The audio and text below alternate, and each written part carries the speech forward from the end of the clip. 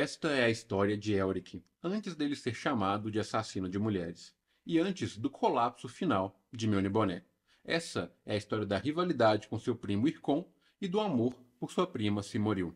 Antes que essa rivalidade e esse amor fizessem com que Imhir, a cidade dos sonhos, desmoronasse em chamas. Bom dia para todos, menos para alguns, e hoje nós vamos falar da minha experiência de leitura com a saga de Elric, que foi publicada aqui no Brasil pela Pipoca Nanquim. Bem, para começo de conversa, acho que a gente tem que contextualizar que esse livro aqui, apesar de ser um volume só, ele compila 4 livros originais das publicações do Michael Moorcock. Então aqui a gente vai ter em divisões bem feitas pela Pipoca Nanquim 4 livros, né? Então tem gente que vai contabilizar isso aqui como 4 livros, tem gente que vai contabilizar como um só, e tem gente que vai contabilizar como 2 livros e 6 contos. Mas eu explico isso mais pra frente. Então vamos lá, o que a gente tem aqui? 4 livros. O primeiro é Elric de Mjolnir, que foi publicado em 1972. O segundo é A Fortaleza da Pérola, que foi publicado em 1989. O terceiro é O Navegante nos Mares do Destino, que foi publicado em 77. E o último, A Estranheza do Lobo Branco, também publicado em 77. Por que isso é importante? Como você pode notar, o primeiro livro aqui do compilado foi lançado em 72, o segundo em 89 e os outros ali em 76 e 77. Só que esses que foram lançados em 76 e 77, eles foram editados com contos, né, que foram publicados ali no começo dos anos 60, mais especificamente em 61, na revista Science Fantasy. Então, pode ser que altere essa experiência de leitura, porque você vai ter uma oscilação na escrita do Michael Moorcock aqui muito forte. Porque quando ele escreveu o primeiro livro, né, que é o que conta o início da saga do Elric, ele já tinha escrito alguns contos que narravam ali algumas aventuras do nosso anti-herói que é narrado aqui na história. Então é importante que você tenha isso em mente para que você consiga situar aí essa experiência de leitura. Mas eu falo mais disso aqui à medida que for discorrendo em relação às histórias, beleza? Então vamos começar. Esse livro é tão grande que dá para deixar ele parado aqui, ó. Então vamos lá. Quem é o Elric de Mjolnir? Elric aqui é o último imperador de Imhir, né, que é a cidade da Ilha dos Dragões ali. Mas o Elric, ele é um imperador que ele não é um imperador padrão, como a gente vê e acompanha outras histórias. Ele nasceu com uma condição genética de fragilidade muito forte. Então ele nasceu albino, o cabelo dele é branco como leite, como o livro narra diversas vezes, e para ele manter uma vitalidade ali, num nível médio de um ser humano padrão, ele precisa tomar alguns elixires, que são uma combinação de algumas ervas, com algum pouco de magia, uma droga mesmo ali, para manter o corpo dele minimamente funcional. Para ele manter um nível médio ali de vitalidade, ele tem que usar essas drogas. E isso é muito importante para a construção do Elric, porque como ele nasceu com essa condição, ele não era uma criança que ficava correndo, brincando, treinando, etc. Ele ficava muito recorrendo à literatura, né? Em biblioteca, lendo muito. E isso deu para ele uma moralidade muito forte, de enxergar o outro ponto de vista, né? De enxergar os povos dominados, porque ele é o imperador de um reino que dominava as terras ali de onde é narrada as histórias há mais de 10 mil anos, e ele foi dotado de uma empatia que o povo de Mjolnir não tem. Então isso já torna o Elric um imperador diferente, fisicamente, né, por ter essa fragilidade, e psicologicamente por ele ser dotado de pensamentos e morais diferentes do que o povo de Mjolnir. Só que o que é o povo de Mjolnir? O povo de Mjolnir é o ápice da crueldade humana. Né? Eles são pessoas ruins, eles são racistas porque eles não gostam de pessoas que não têm um sangue mjolniriano, que são igual o povo de Mjolnir. Eles são pessoas ruins, cruéis pra caramba. Então aqui no primeiro livro a gente vai ter vários momentos ali que é narrado como que o Mjolniriano trata outras pessoas e assim, é cruel pra caramba. O pessoal é muito ruim, de fato. É o Império das Trevas ali, o Império de Mjolnir. Então, nesse primeiro livro a gente tem essa relação dos dois ali, né, do povo e do Elric, e tem uma figura central que é o Irkon, que é o primo do Elric, que ele tá tentando se antagonizar o Elric o tempo inteiro, porque ele é o Mjolniriano clássico, né? Ele é forte, ele tem o pensamento Mjolniriano, ele é cruel pra caramba, e ele em todos os momentos ele se coloca à frente do Elric, né? Ele quer tomar aquilo que o Elric tem, que é o reino de Mjolnir. E o Elric, por ser essa pessoa que tem essa moralidade, que tem esses conceitos de certo e errado muito cinza na cabeça dele, acaba dando muito espaço para esse primo dele, não fazendo o que o imperador faria, que era mandar matar esse cara logo e resolver o problema, né? E isso vai gerando outros problemas aqui pro Elric à medida que o livro vai acontecendo. Eu não quero entrar em nenhum tipo de spoiler daqui em relação aos livros, então vou só pincelar um pouco da história de cada um desses 4 livros, né? Esse primeiro livro aqui, então, o que acontece de forma bem resumida é que o Elric, em um determinado momento, ele é traído pelo primo dele, o que vai desencadear ali um momento de perseguição, porque como eu disse no início, né, quando eu li o pedaço do prólogo para vocês, o Elric é apaixonado pela prima dele, a Simoril.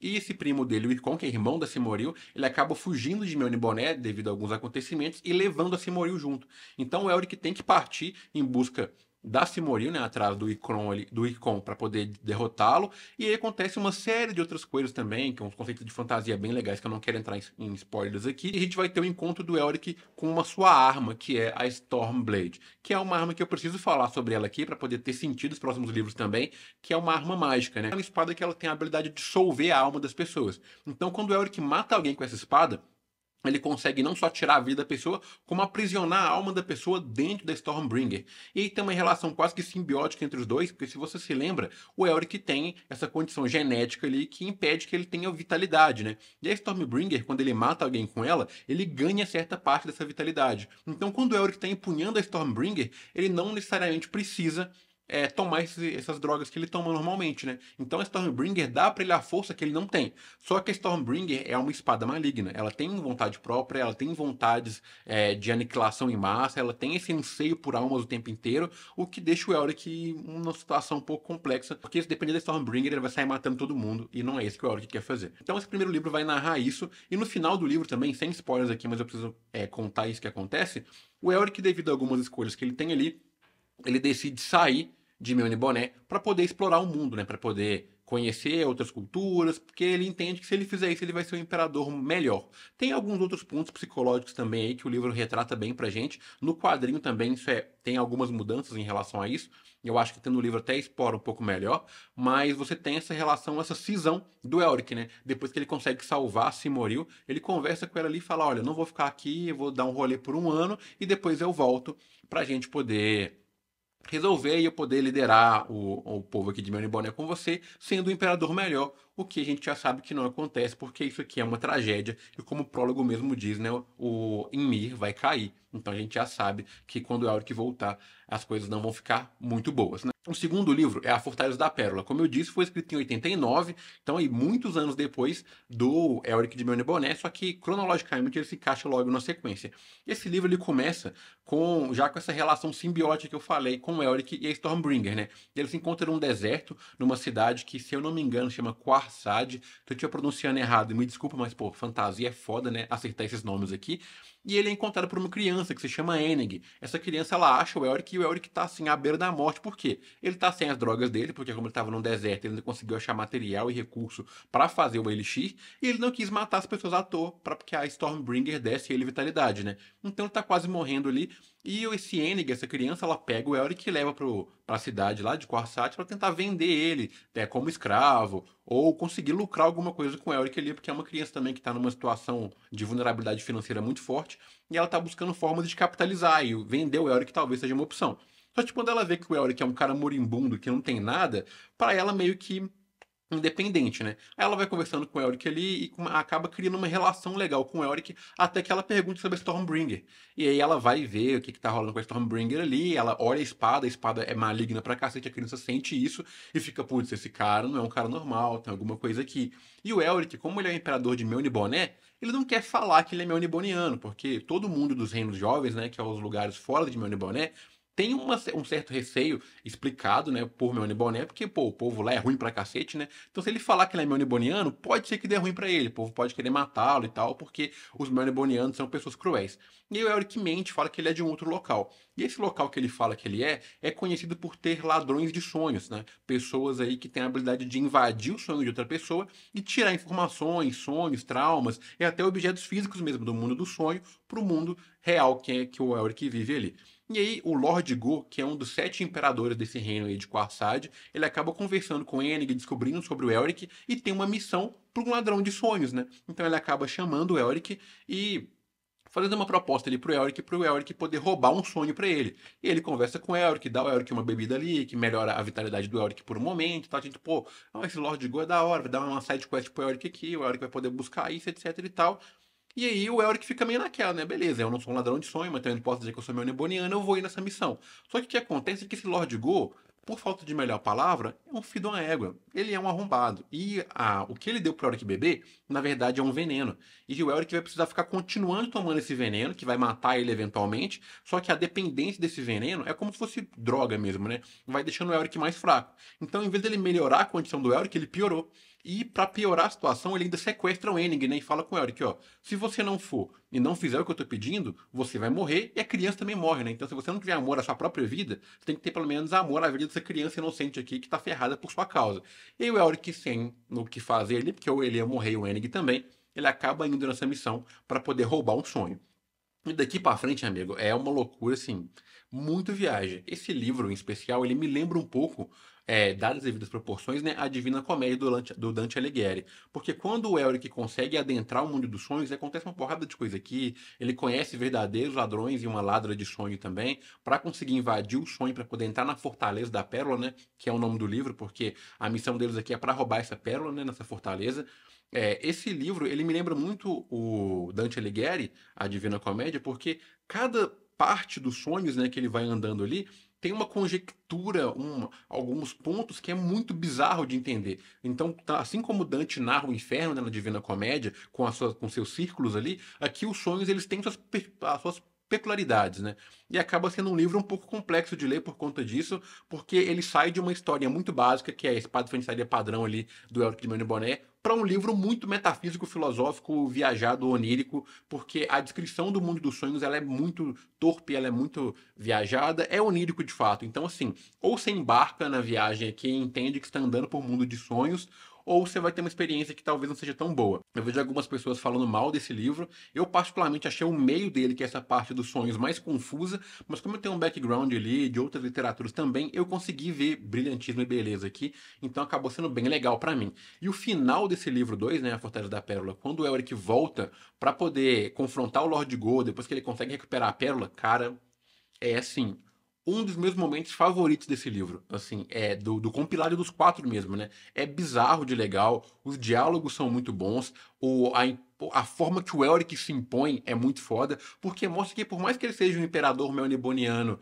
que tem uma moralidade diferente, ele ainda é melniboniano, velho. E aqui fica muito na cara o quão um melniboniano pode ser cruel, pode ser ruim. Então, a forma que o Elric volta, né, com sangue no olho pra poder salvar o Aang e tal, é muito foda, é cartástico pra caramba, porque o Lord Go é uma pessoa repulsiva, então você consegue vibrar muito, e é um livro que me deixou, assim, na ponta da cadeira, sacou? Quando eu cheguei nesse momento, porque realmente é uma história muito, muito boa, então eu recomendo muito aí também esse segundo livro. Partindo pro terceiro livro, esse aqui é onde eu solto a mão um pouco, sacou? É onde eu dei uma soltada aqui, por quê? Esse é o Navegante nos Mares do Destino. Aqui já começa a ter uma estrutura diferente, porque diferente da Fortaleza da Pérola e do Elric de Meneboné, aqui são vários contos que são compilados em um livro só. Então, por exemplo, o terceiro conto desse livro, ele se chamava O Homem dos Olhos de Jade, que foi publicado em 72. E aqui ele trocaram o nome dele para Navegando para o Passado, para ele poder caber aqui nessa ideia dos Mares do Destino. E aqui eu preciso abrir um parênteses, por quê? Porque o universo do Michael Moorcock, ele é muito rico. E ele tem um conceito de multiverso. Então, bem antes de Marvel, bem antes de DC, trabalhar com o conceito de multiverso, o Michael Moorcock já trabalhava. E ele tem um conceito que se chama o campeão eterno. Então, o Elric, ele é um dos campeões eternos. Mas qual que é esse conceito? Existe uma alma, que é a alma do campeão eterno, que ela vai reencarnar em várias etapas da realidade. E cada vez que ele reencarna como um herói. E no caso da história do Elric aqui, o Elric é essa reencarnação do campeão eterno. Então, nesse primeiro livro aqui, primeiro conto, né, do livro Navegante nos Mares do Destino, o conto se chama Navegando para o Futuro. O Elric, ele tá fugindo, ele tá depois de resolver uma treta aí que não é muito bem explicada no começo do livro, ele só tá em fuga numa praia. E aí, quando ele chega na beira do mar, assim, ele é resgatado por um navio. E nesse navio ele conversa com um cara que faz uma proposta de, tipo, ser marinheiro, saca? Tipo, mano, eu tô numa situação ruim aqui, deixa eu embarcar e tal. E o cara do navio fala, não, a gente tá procurando por você mesmo, porque a gente tem uma missão pra você, Elric de Meneboné. Aí ele já fica tipo, como é que você me conhece? E aí, quando ele vai pro navio, a gente encontra ali mais três personagens, né? Quatro, na verdade. Mais três são muito importantes, que são Erekose, Hawkmoon e Coron. Todos esses três são encarnações do nosso campeão eterno também. Então aqui começa a ficar um pouco viajado. Por quê? Quando ele sobe a bordo desse navio, começa a ser jogado pra gente tanto de conceito de multiverso e fantasia, e a gente não sabe muito bem o que tá rolando ainda, então tem que prestar muita atenção para conseguir entender. E essa história aqui é muito viajada. Ela é muito viajada porque aqui o Elric mais esses outros heróis eternos, eles vão ter contato ali com o navegante desse navio, que é um homem cego, o comandante, né, ele é cego.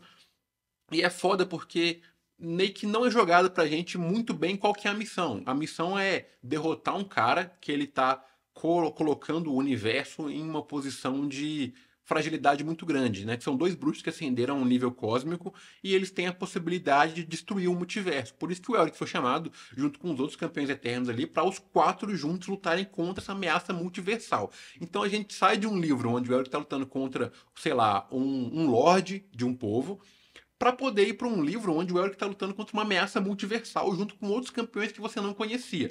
Então pode ser sim um salto muito grande de lógica. Eu acho que é até necessário um pouco de pesquisa um pouco fora, né? Pesquisar algumas coisas e tal. Eu acho que com esse vídeo aqui também você vai conseguir entender já o conceito do campeão eterno, mas eu tive que buscar algumas coisas fora do livro porque para mim ficou faltando. Mas foi uma experiência legal.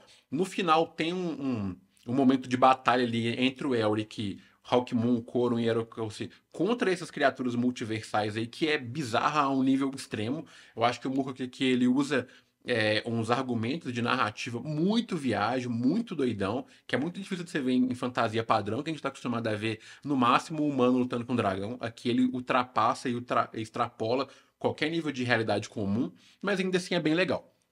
Aí o segundo conto, que é Navegando para o Presente, mostra que o Elric ele consegue realizar a missão ali, né, contra essa batalha multiversal, e ele quer voltar para o mundo dele, que é onde ele foi encontrado na praia e falou, pô, acabou essa merda aqui, eu quero voltar para minha realidade. E aí ele vai fazer meio que uma side quest para conseguir voltar. Então essa história aqui é bem uma história de meio mesmo, né, saindo da loucura do multiverso para voltar para a normalidade, né? E é a história mais fraca para mim do livro, é um conto muito básico de fantasia, assim, parece ter um filler mesmo, é só de travessia, né? É para sair do ponto A para o ponto B. O Elric ele acaba entrando num navio, ele conhece um outro cara também, e ele acaba encontrando um antepassado dele que está sequestrando uma mulher que esse cara entende que é a reencarnação de uma rainha que ele matou por acidente.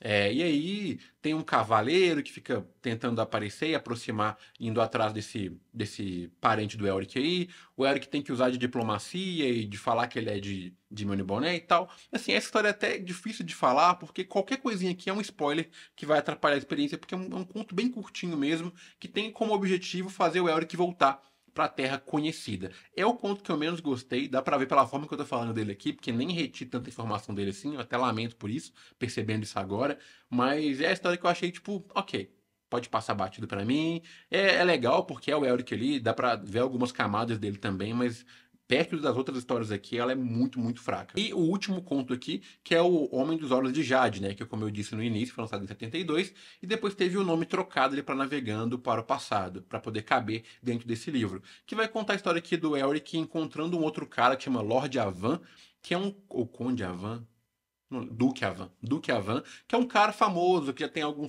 tem alguns feitos ali dentro do universo, dentro dos reinos jovens, ele é meio famoso, e ele chama o Elric para poder ir para um lugar onde que entende-se que tem informações sobre os antepassados de Melniboné. Né? Como eu disse, os Melnibonianos eles são um povo diferente do povo dos reinos jovens, né? Eles têm a aparência diferente, eles são meio humanos, são totalmente humanos, né? E o Elric tem essa curiosidade, por ser um erudito, por ser um homem que busca, né, o conhecimento também, de entender um pouco dessas coisas. Então, o Elric acaba topando, né, a poder viajar com o Duque Avan ali, para poder ir para essas terras aí, onde, em tese, ele vai ter informações ali do que era o povo de Melniboné. Então, essa história aqui é uma história bem legal, ela vai afundar bem na lore ali de Melniboné, vai mostrar pra gente algumas coisas bem importantes ali relacionadas à história, relacionadas a Stormbringer, relacionadas à feitiçaria de modo geral e a relação do Melniboniano com a feitiçaria. Um ponto que eu não falei aqui, que eu acho que eu deveria ter falado antes, é que o Elric, ele não é só um guerreiro, né? Porque como eu falei que ele usa espada e tal,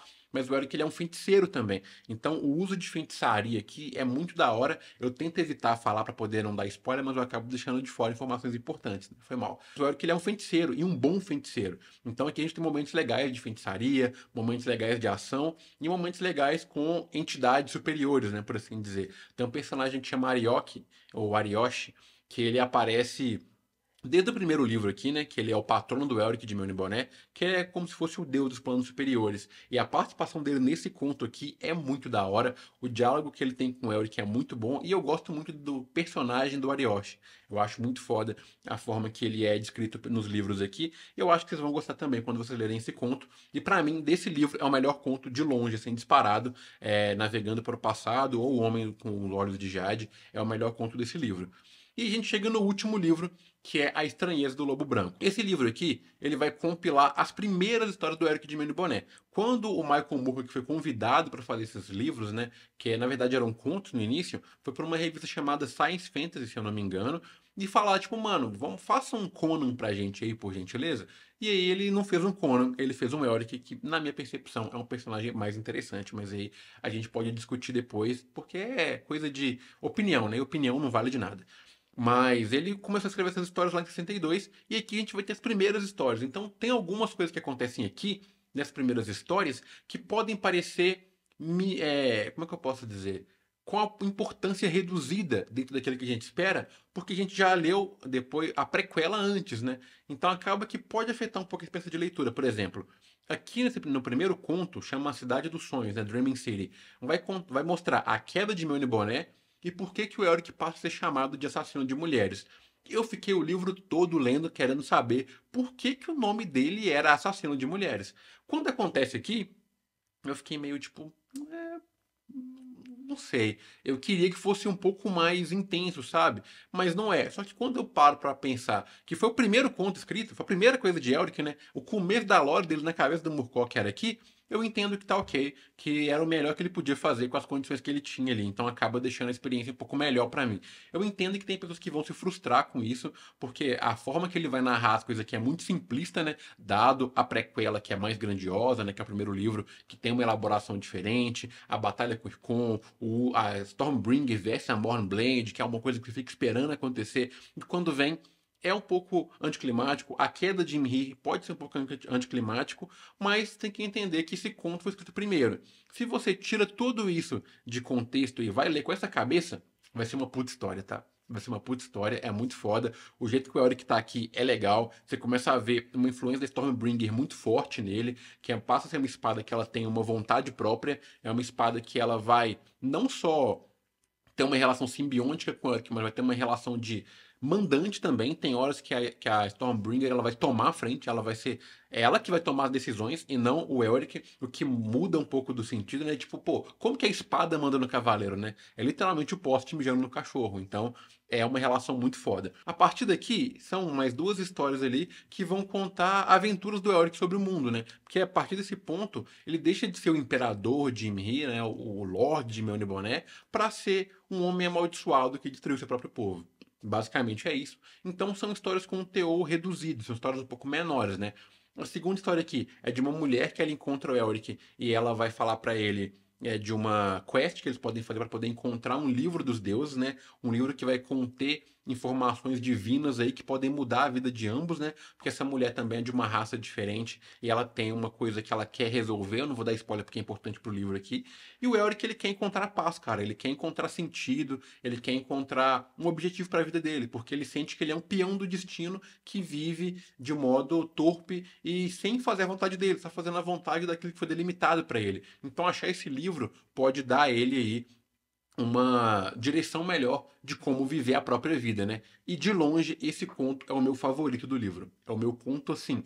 Quando eu acabei, eu fiquei tipo, cacete, mano, que bagulho bom, Michael Moore, que é foda. Eu entendi porque o povo é fã de Elric. Porque eu gostei do primeiro livro, gostei do segundo, o terceiro eu tive minhas ressalvas com ele ali, mas esse conto aqui, cara, ele me pegou muito, assim. E é uma história que ela já foi utilizada em outras vezes por diversas pessoas também. Parece que reciclaram muito a fórmula, mas você entendendo que aqui foi onde começou essa ideia. E o plot twist que tem nesse livro, nesse conto aqui é fantástico. Você vê quanto que o Michael Moorcock é genial também. E o terceiro conto aqui é um conto que vai mostrar também o Elric tentando limpar um pouco a barra dele pelos acontecimentos que aconteceram no Dreaming City, né? Que é no primeiro conto. Ele está numa cidade ali, ele é convidado pela imperatriz ou pela rainha da cidade ali a resolver uma situação numa cidade que apareceu ao leste ali, que está sequestrando pessoas dessa vila, e o Elric vai lá para poder resolver. Essa história aqui ela é a mais aventuresca, né? É tipo ponto A, ponto B também. Ele tem uma missão, ele topa a missão, ele vai lá e conclui a missão, não tem plot twist nem nada, mas é uma história bem interessante de assistir também, porque envolve demônios, envolve os deuses do caos da ordem. É uma história bem interessante, ela finaliza bem o livro e fica com vontade aí de você querer ler o resto. Até onde eu sei que o Pock Nankin vai lançar o segundo volume agora, no final de 2025, em dezembro. Vou comprar na pré-venda. Já até separei o dinheiro, não quero nem saber, porque eu adorei isso aqui. É uma escrita muito simples, é uma escrita muito leve. Não vai te cansar, porque eu sei que tem muita gente que tem receio com livro antigo de fantasia, porque acostumou com Tolkien, né? E por mais que eu goste muito de Hobbit, goste de Senhor dos Anéis, tem alguns livros do Tolkien que realmente são mais travados de literatura, que tem é muito verborrágico, né? Como a expressão que a gente usa nos quadrinhos, né? Tem excesso de descrição, tem excesso de genealogia e tal. Aqui não. Aqui isso não vai acontecer. É uma escrita muito direta. Tem gente que vai achar até ruim por ser direto demais. Vai ter gente que vai falar que o Michael Moore, que às vezes ele não descreve o cenário direito, não descreve as roupas direito, mas pra mim funcionou super, porque eu acho que é a proposta de conto, principalmente, né, de ser rápido, de entregar ali a mensagem que tem que entregar. Eu acho muito foda. E tem toda a questão também da cabeça do Michael Moorcock, né? De por que ele fez o Elric da forma que ele fez. O Michael Moorcock, ele é inglês, e ele começou a escrever isso aqui depois do período de guerras ali, né, da Europa e tal. E se você for fazer um paralelo, né, Melniboné é uma ilha, assim como a Inglaterra também é uma ilha. E a Inglaterra tinha várias colônias no mundo inteiro, né, de dominação e tal, de escravidão e etc, que a gente sabe aí pelas nossas aulinhas de história. E a Inglaterra, no início dos anos 60, ele estava começando a perder essas colônias, né? Estava perdendo esse poder todo. Então era um império muito cruel, muito grande, que estava perdendo povos, perdendo suas colônias, né? E aqui em Moniboné é a mesma coisa. É um povo que reinou durante muito tempo, que dominou vários povos e começou a ter essa retração, começou a perder em poder e aí o Elric, ele vai ser um personagem aqui que é meio que o catalisador da visão do próprio Michael Moorcock em relação à Inglaterra, né? Tipo, mano, eu tô vendo que o poder do meu povo tá reduzindo, eu tô vendo que a gente tá perdendo poder, mas de fato eu acho que isso é até bom, porque meio que a gente não merece fazer o que a gente faz com o mundo inteiro. Então, quando a gente tem essa visão geopolítica, né, que o Michael Moore coloca aqui de uma forma bem sutil, fica muito melhor. Aí que a história fica mais da hora, você começa a ver alguns paralelos aí com a realidade, o que torna a leitura muito deliciosa, principalmente se você entende um pouco aí de geopolítica. Então é isso, de modo geral, eu adorei a leitura, acho que esse livro aqui ele é bem legal, para quem é amante de fantasia, isso aqui é magnífico, eu recomendo muito que vocês comprem, vou deixar o link aqui na descrição da Amazon se você quiser comprar, ele saiu a R$ 200, porque, pô, são 4 livros compilados aqui, né, então é o preço que vale, só que agora tá com desconto, tá saindo a 130, então é só clicar no link aqui, você pode comprar e você vai apoiar esse pequeno criador de conteúdo aqui, que eu vai ficar muito feliz também, se você quiser apoiar. Também tem camiseta na descrição aqui, o link das minhas músicas, etc. Se quiser conhecer mais do canal, é só se inscrever e acompanhar os vídeos aí que eu vou achar interessante ter você por aqui também. Se quiser deixar alguma crítica, alguma coisa que não ficou legal, alguma sugestão em relação ao vídeo, se você quer um vídeo também falando do livro com spoiler das histórias e tal, pode deixar aí, que a gente vai considerar e eu vejo o que que eu faço em relação a essas informações aí, beleza? Então é isso, espero que você tenha gostado do vídeo, espero que tenha sido claro pra você. E, mano, vale muito a pena. Então, compra esse livro aqui, leia, porque ele é muito bom, beleza? Valeu, tamo junto, até a próxima. Falou!